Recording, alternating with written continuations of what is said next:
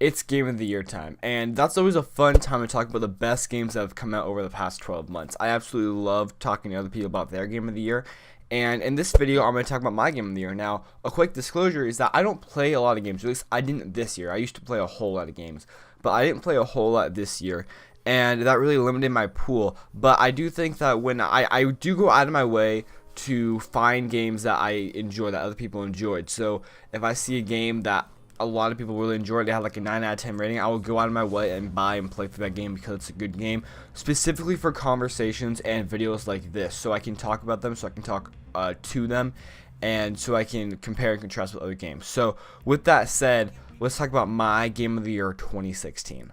The way I'm going to do this is I'm going to talk about all the nominees, and then at the end of the video I will tell you my Game of the Year. So I'm going to do a quick spiel about each and every game that I enjoyed so much this year I put on this list, and then we will do a whole big drum roll thing at the very end, and I'll talk about my favorite game of 2016. So let's get into it, first with Orwell.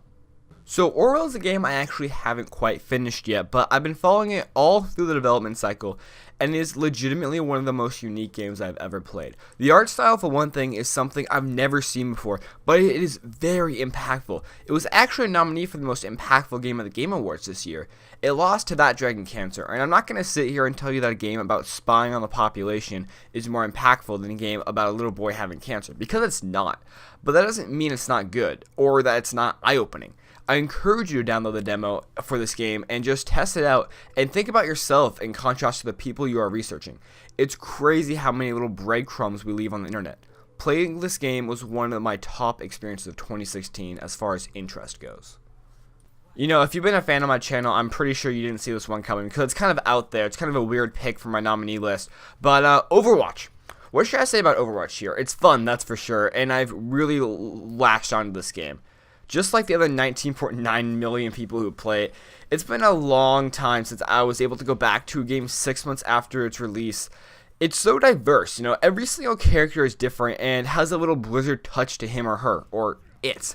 That makes the character totally different than anything else I've played in the past, and totally different from anything else in the game. Bastion plays differently than Genji. Genji plays differently than Ana, and Ana plays differently than Roadhog or whatever. They all play differently. Every single character in this game is completely diverse and different.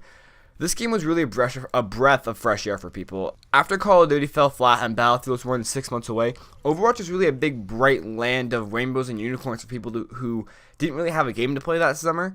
Everyone just kind of migrated to this game, and I was one of those people. And I'm being serious here. I came from CSGO to Overwatch, but I've met people who come from all over the place. Games like TF2 or Heroes of the Storm, or more niche titles like Dirty Bomb or StarCraft. This game really does appeal to everyone, and I think that's one of the big draws of this game. Next up on this list is something I'm sure no one saw coming, especially because I made an entire series out of it.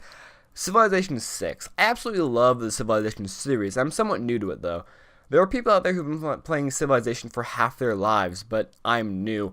I got into Civ 5 putting in just over 200 hours into it, which is a lot for me. And Civ 6 is the only game I've paid more than $60 for this year. This game is incredibly deep, super fun, and legitimately mind-boggling. You can play this game any way you want, and it's so much fun to play. And you know that with Civ games, they'll only get better with time and support from the devs, which you always get. I'm so happy Civ got a new edition this year. After 5 years since the last Civ game. Wait, that's not true. I think it's been 3 years, but we don't talk about Beyond Earth.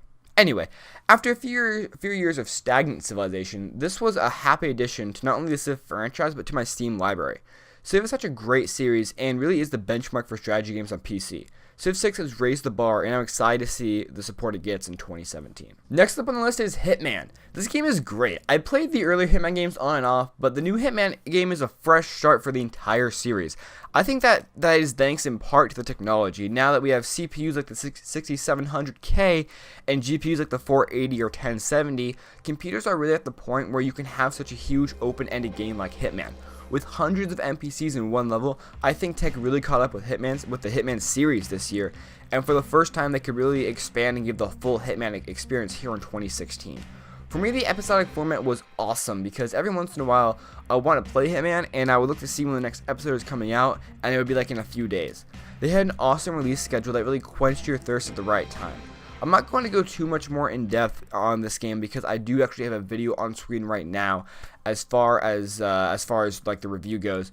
And then as far as seasons go, I do think there'll be a season 2, and I think the lead dev on this game has actually talked about putting in another season 2. So fingers crossed it comes out in 2017. So Watch Dogs 2 is next up on the list, and I'm actually making a video about this game, but God knows when it'll be done. That's besides the point. Watch Dogs 2 does a lot of things right. It embraces San Francisco. It really hits home with the hipster vibe, and it really makes clear that big business is the enemy, but not to mention hitting the typical hacker vibe on the nose. But Watch Dogs 2 does something better than anything else. The character in this game is absolutely amazing. Every character is bleeding. Every character is breathing. Every character in this game is great. That's all I could really say. They are so fleshed out and so unique. Even the villain is very interesting. I've never played a game that was so unique as far as character development goes. The group you hang out with here is so fun and engaging. Each cutscene was fun to watch because these characters felt like they were real people. They had real problems, they had real personalities and legitimate concerns and beliefs. The icing on the cake was when you got to play as the characters in the final mission. Jumping around as Satara was awesome, and blowing up stuff with Wrench was infuriating but fun as well. And when you lost a team member about halfway through the game, I really felt like I wanted to hurt someone. I actually went into the next compound I had, and I went in after the cutscene and just slaughtered everyone. I was mad. Everyone in this game felt really, really real. That's how I have to say it. They felt real, and I absolutely love every single personality in this game. Watch Dogs 2 is not only a step up from the original Watch Dogs, but it's a new standard for AAA RPGs. It had a great story, and I hope the developers will see that as an inspiration for their future games. Next up on the list is Titanfall 2, and out of all these games I've been talking about today, Titanfall 2 is the one I spent the least amount of time with. Why? Because I don't own Titanfall 2. I played the beta and I played the free weekend a while ago, and I loved every second of the game I played. It's fast, it's actually a lot of fun, it's a lot better than I gave it credit for. And I've talked about Titanfall before, and in that video I talked about how it was a lot more fun than I thought it would be. Punching giant mechs is super fun, and jumping from Titan to Titan was a lot of fun too. Yeah, I never won a game. Yeah, I couldn't hit a shot to save my life. But wow, is this game fun? And I think that speaks to it a lot that I never won a game, because I still have the time of my life in this game. Titanfall is the only franchise that embraces mobility like it does. Call of Duty has some wall running, and Overwatch has some flying stuff, but Titanfall really embraces their angle on the whole mobility thing. It's set forever in the future, and it really plays to that card. It really plays that card a lot. It's almost like magic. You ask yourself why that guy is invisible, and Titanfall simply says future, and that's it. Titanfall is fun, fast-paced, and is a very compelling sequel to the original Titanfall. It's decision time, and at the end of the day, all these games I talked about today were great. They are literally the best games that have come out this year. However, I'm not going to make compromises and give everyone an award. Overwatch is my game of the year. That's not a surprise, I'm sure. I built this channel off of Overwatch, and I'm still building it. I keep posting Overwatch. I love Overwatch. It's absolutely perfect. It's balanced and well cared for by the developers. I'm pushing 200 hours in Overwatch, and if you know me, 200 hours is a lot of time for me in one game at least. The only other games I've put 200 hours into is Civ 5 and CSGO, both of which have been on the channel, and I've openly expressed my love for them both. This year, Overwatch joins my ranks as one of my favorite games of all time. So here's to the first 150 or so hours I've put in Overwatch, and here's to 150 more. Overwatch is my game of the year. With that, I hope you guys enjoyed this video. I hope you guys also drop a like down there too, because this video took forever to make. I've literally been up for like 27 hours in a row right now. It's crazy.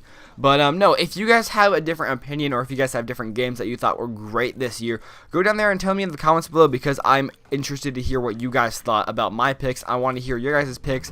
And like I said in the beginning of this video, I can't play every single game that comes out. So if you guys have an awesome game that you thought was deserved the game of the year this year, go down there and tell me, and maybe I'll check it out, and maybe we can talk about it down there. So hopefully we can, because I'm always interested to talk about games, especially this time of the year, because every game is out now and we can just talk about the whole year. So anyway, with that, my name's been Zusto. If you guys liked the video, go ahead and give it a like. If you guys dislike, go ahead and give it a dislike, and go down in the comments below. And while you're telling me what game of the year, go down